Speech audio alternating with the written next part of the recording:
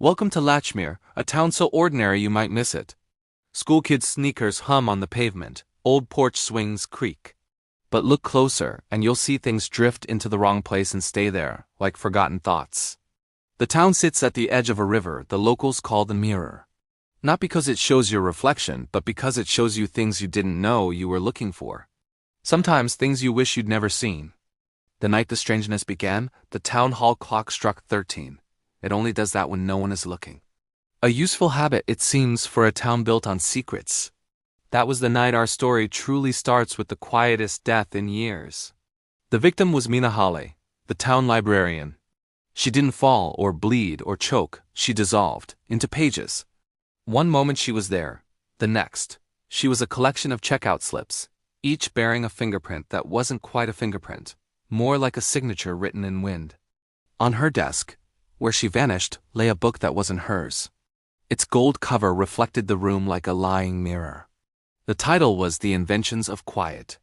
The man who found her, another librarian named Corin Vale, noticed the pages were rearranged. They still made sense, just not the sense anyone intended. This is Latchmere for you, a town where unexplainable things are treated as explanations until people forget why they were strange in the first place. The mayor calls it coincidences QED. And smiles a smile that doesn't reach his eyes. Corin Vale is a peculiar man. He looks like he's spent his life listening to bookshelves whisper. He always seemed to show up just when Mina needed someone to notice the unnoticeable, a letter in a font that didn't exist, a plaque that wasn't part of the original building. He speaks softly, as if every word carries the weight of a confession he's decided not to make. A few days after Mina's disappearance, the anomalies began to escalate. The blacksmith's cat, Gossamer, started coughing up coins. Small, perfectly minted coins showing a river turning into paper. The blacksmith, Rory Calder, has a shop full of impossible things. A violin with spider silk strings, a kettle that hisses the memory of a storm. He claimed he didn't mind the strange coins.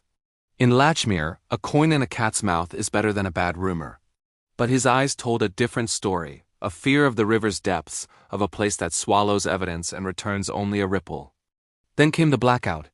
On the very night Mina disappeared, the whole town went dark and silent, as if holding its breath.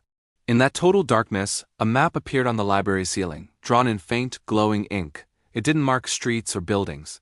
It marked feelings rooms where people remembered things they'd sworn weren't theirs to remember. In the library's basement, Corin found something else. A glass bottle holding a single grain of sand.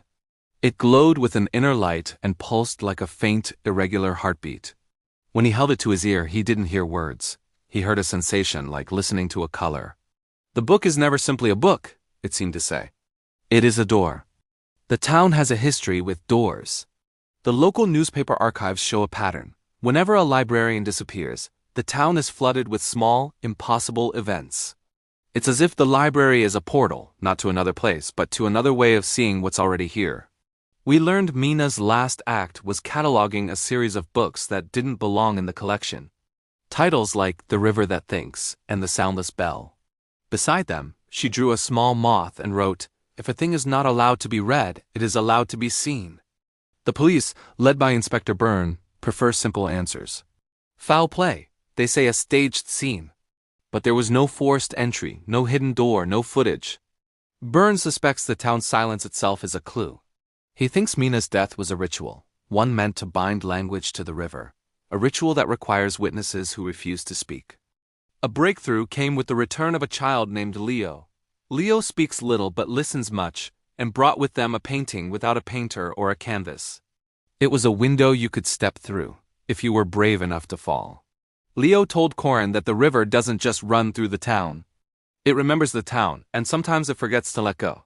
Leo's grandmother, who was Mina's aunt, used to talk about a library that could change a room just by rearranging the air. Suddenly Mina's case wasn't just a town mystery. It was personal. As the clues piled up, the town began to unravel. A storm arrived out of season, turning the river thick as oil. People started forgetting where they were the day Mina vanished. The mayor's office was found lined with books sealed shut with wax that smelled of rain and old promises. A new, unsettling theory emerged. What if Mina didn't die? What if she chose to leave? In Latchmere, people have a habit of vanishing into stories, into the spaces between words. Corin became obsessed with the Inventions of Quiet. He realized quiet isn't an invention, it's a defense. A way to hide things. The book's pages were blank except for one sentence. To read is to enter a room you were never meant to enter. The night Corin read that sentence aloud, the glowing map on the ceiling shifted, revealing a hidden corridor that seemed to lead straight to the river. At the same time, the blacksmith Rory followed his cat's coin trail to the river's edge. There, he found a metal sphere engraved with Mina's moth symbol. Touching it unlocked a memory, Mina in his shop years ago, borrowing a book about metals that could remember things. She said it was for a project, something to keep the town honest by letting it see itself clearly. Then another memory surfaced, the sound of a child crying in the rain, a sound that seemed to come from the river itself. The turning point came when Leo took Corin to a place they called the other room. Not a physical room, but the space between rooms, the quiet between breaths.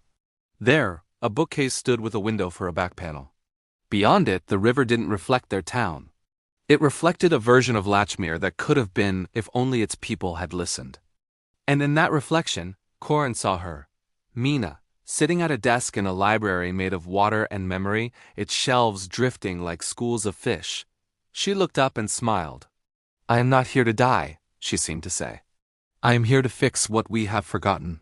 She beckoned him closer and whispered, the door is not a door. It is a choice. The choice was about attention. About listening not for a killer, but for the truths the town feared to admit. Mina hadn't died. She had moved into the river's memory, becoming a new kind of librarian, one who catalogs echoes instead of books. The Inventions of Quiet was a map, pointing to a room that only exists when you choose to remember it. The town's silence was the lock. Mina's memory was the key. On the night of the town's annual festival, the river put on its own show. Its surface became a living pageant, reflecting a Latchmere where every whispered truth had found a voice. A figure emerged from the water, wearing Mina's face like a mask. It spoke in fragments. We are the words you forgot to read. We are the rooms you refused to enter. The crowd stood frozen as the figure stepped back into the water, leaving behind the scent of ink and rain. What followed was not a solution, but a surrender. The town agreed to stop ignoring the river and to honor its memory. They began to build a museum not just of objects, but of stories, of memories. A place for the strange coins and glowing maps. In the end, Mina Hale's murder remains unsolved, because it wasn't a murder. It was a lesson. Latchmere had grown so used to looking away from its truths that it forgot looking away is its own kind of danger. The real mystery isn't who killed Mina, but why the town ever believed it could hide from itself. The river still runs through Latchmere, and if you listen closely, you can hear the rustle of unseen pages turning, a whisper from a library inside the water. Some things need to be remembered more than they need to be understood. Thanks for journeying with us to Latchmere. If you enjoy stories that blur the line between mystery and magic, be sure to subscribe for more.